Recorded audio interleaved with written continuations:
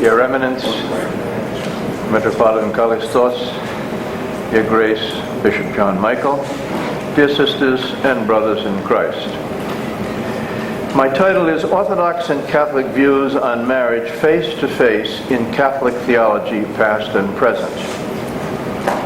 I intend to be brief this morning, which will provide a certain novelty to this this seminar and group that we have here.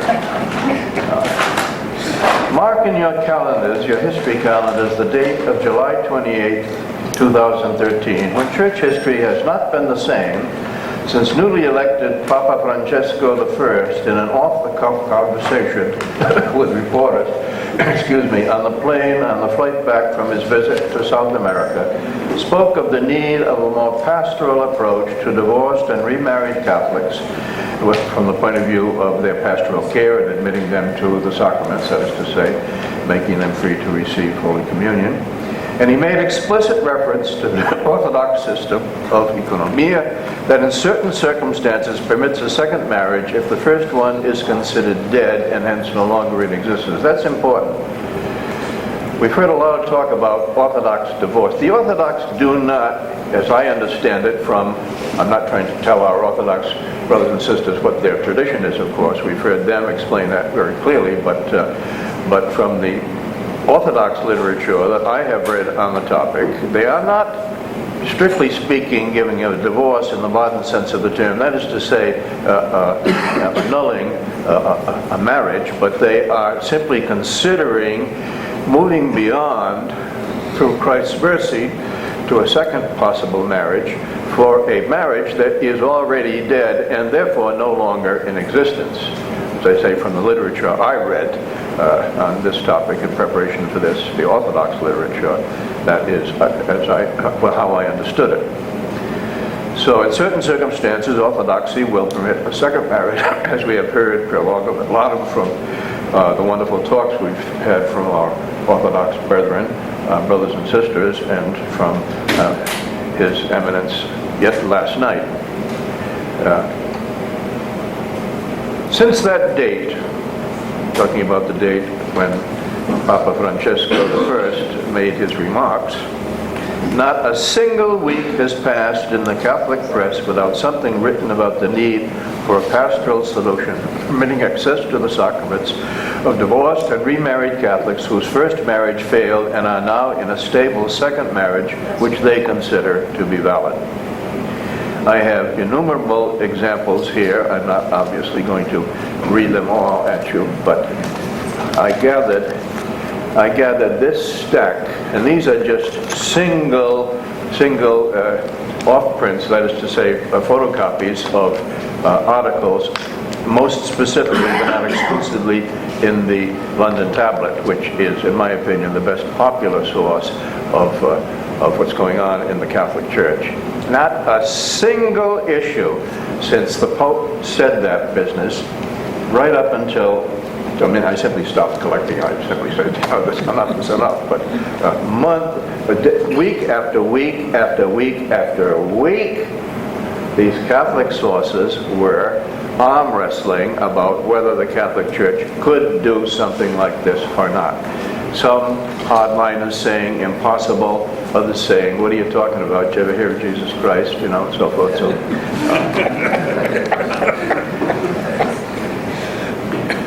this, of course, is by no means the first time the Catholic establishment has directed its attention to the question of Eastern Orthodox matrimonial practice.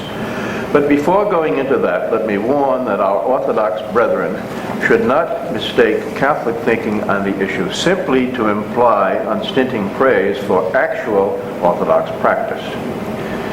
For theory apart, both of our churches have skeletons in their closet, and theory is one thing, and practice sometimes quite another.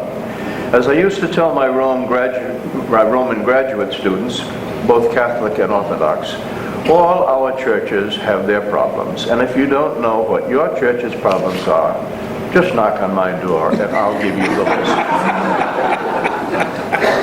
So just as popes have warned about Catholic laxity in granting marriage annulments, and Pope Francis has formed a commission of cardinals to study needed reform in the Vatican Bank and Roman Curia, it was not because he suspected the most reverend curial officials were spending precious work time praying the rosary. But I have also heard it said that there are Orthodox bishops who give out divorces like lollipops if the price is right, without much concern for true Orthodox practice. Our churches are very diverse realities depending upon the cultures in which they're embedded, and you have very serious, in my own personal knowledge of Orthodoxy, which I don't pretend to be infallible or perfect, but there are Orthodox churches, serious Orthodox churches with a disciplined approach to their own reality, to everything else, like the Greek Orthodox Church or the Russian Orthodox Church, which maintains its discipline. You may think the Russians maintain it too strongly, but that's their problem, not ours. But it's not that they're doing the sort of thing that you can find in some of the perhaps less tightly woven Orthodox churches where abuses of this sort, I have been told anyway, exist. So what we're trying to get at here, our purpose here as seriously concerned people, is to get an objective and realistic view of the problem before us. In other words, not self-congratulation or mutual condemnation, but a serious attempt at getting an objective grasp of the realities in their ideal as well as in their actual practice. And I mean that for both sides, of course. So my first point is an overview of Catholic attention to this issue. There is a surprisingly large amount of historical evidence for Catholic attention at the highest levels to the question of Orthodox marriage usage. Catholic teaching on marriage was treated in extensive detail at the Council of Trent, and I have plowed through the 185 pages of turgid German wissenschaftlicher prose in the final volume of Hubert Jedin's classic account of the Council of Trent, Geschichte des Konzils von Trient, Band 4, dritte Tagungsperiode und Abschluss, zweiter Halbband, Überwindung der Krise, and so on and so forth. It's all right here, you see. Germans love long titles. Title with a subtitle, the subtitle has a subtitle, so on and so on. So just the title. Basically, it says the history of the Orthodox Church. This is system as studied by the Council of Trent. Now, it's important to note that the Council of Trent thoroughly studied the Orthodox tradition regarding marriage law, marriage practice, pastoral practice, and refused explicitly to condemn it. That's not the same as a council refusing to condemn something, you know. They didn't condemn rainy days either, but they didn't consider rainy days. So to consider something in a council explicitly and then make the explicit decision not to condemn it is quite different from simply not condemning something. This is something that other confessions could learn from the Catholic Church. The Catholic Church treats other traditions, even if it disagrees with them, with respect, and it studies them. Why did the Council of Trent study Orthodox marriage practice? Because the problems that the Council of Trent was facing with respect to marriage was what was called clandestine marriages. In other words, before the formalization of explicit Catholic canon law that people had to be married, the marriage of two persons had to be witnessed by a priest, people would simply a man and a woman would get together, and the man would say, "Hi, let's get married," and the woman would say, "Sure," and then they'd jump each other, and that was the end of it. They were married, you see. That, of course, caused enormous problems when somebody decided that we didn't want to be married to this person, either the man or woman, and when they gave testimony, they said, "Well, I didn't consent to this." And since there was nobody else there was no official witness of the church, who knows? That's what they called a clandestine marriage. In other words, nobody witnessed it, so who knew what happened? So in order to obviate that problem, the Catholic Church developed its present legislation that the marriage has to be witnessed by an official witness approved by the church, usually a priest, could also be a bishop or an archbishop, and so forth. So the Orthodox system of marriage termination and remarriage was in no way a main focus of the Council of Trent. The Council of Trent's interest was in solving the question of clandestine marriages. But in studying the problem, they cast their net broadly, and they gave a thorough study of the Orthodox tradition, which had also been studied at the Council of Florence, studied explicitly, and that council also refused to condemn the practice. So the Catholic Church, in two councils that it considers ecumenical councils, or general councils, let's say, because even though these councils are called ecumenical, you have to realize the Catholic Church has no defined list of ecumenical councils.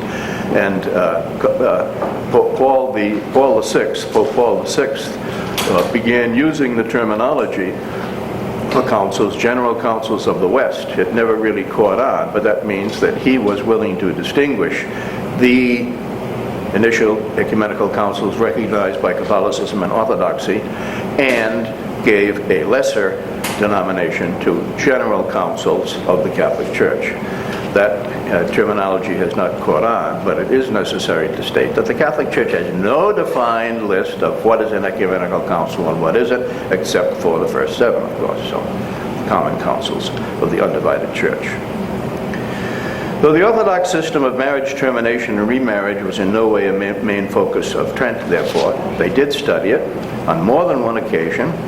And one of the problems, of course, was, and this is something interesting to note, I'll throw in a footnote here, that the Catholic Church has always been interested in control, but they really didn't care what the priests were doing in the parishes. So in the Greek islands that were controlled by the Catholic powers, and also in the Crusades, what did the Catholic Church do?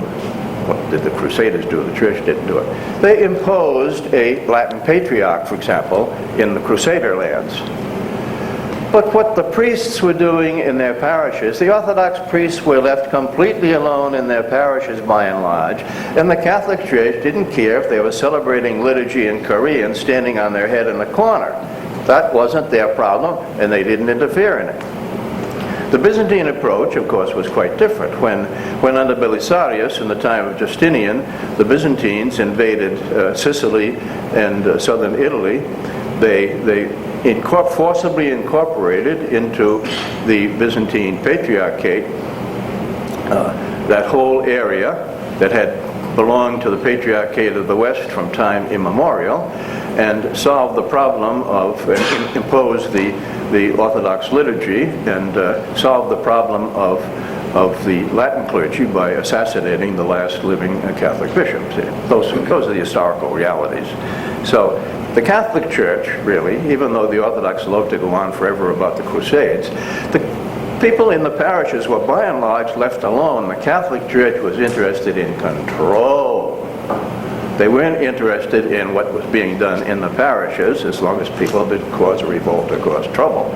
So it's an interesting difference between East and West, control versus scorched earth.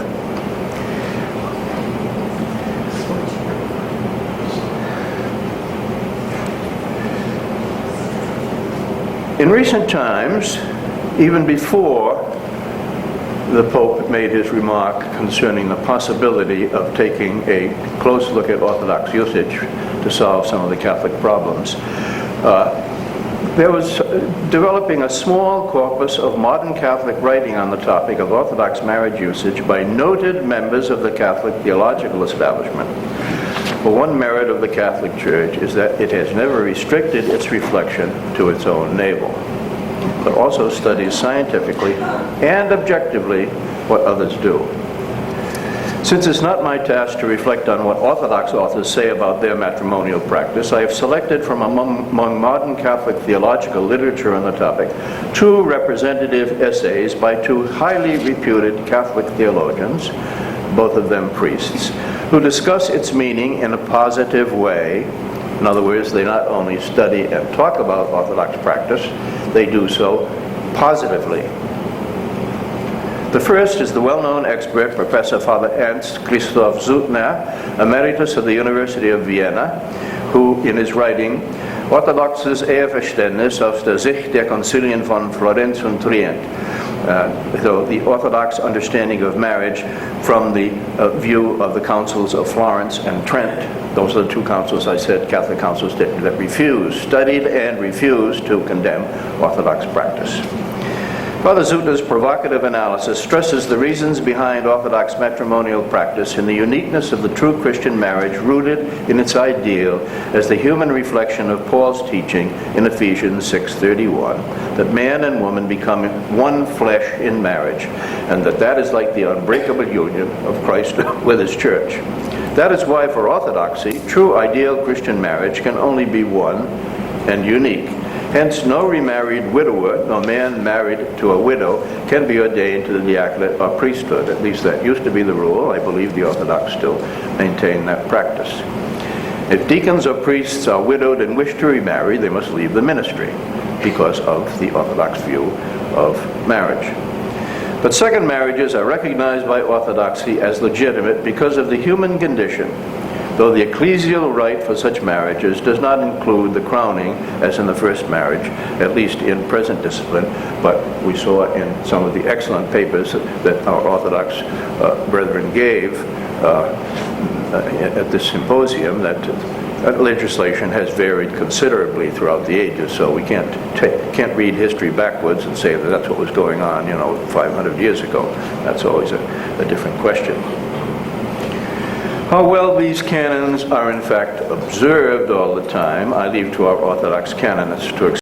I have already explained it at the symposium. What is worth emphasizing is that the Orthodox view of the uniqueness of the ideal Christian marriage state is based on Orthodoxy's exalted view of marriage, and that is why Orthodoxy does not really permit divorce or annulment of broken marriages, but simply considers them dead and therefore no longer existent, and allows, as a pastoral expression of the mercy of Christ, allows the couple to move on. This is the system Pope Francis has said the Catholic Church might do well to take a look at. Our second Viennist Catholic author, Professor Prokshi, whom I also know, and Sister Vasa knows too, because he works in the Institute. Sister Vasa is now studying and taught also previously, considers this pastorally possible, as is obvious from the interrogative title of his essay, Pastoral für viele verheiratete Geschiedene, ist ein neuer Anfang nach dem Beispiel der Orthodoxen Berkeley. Pastoral care for the divorced and remarried is a new beginning possible following the example of the Orthodox churches.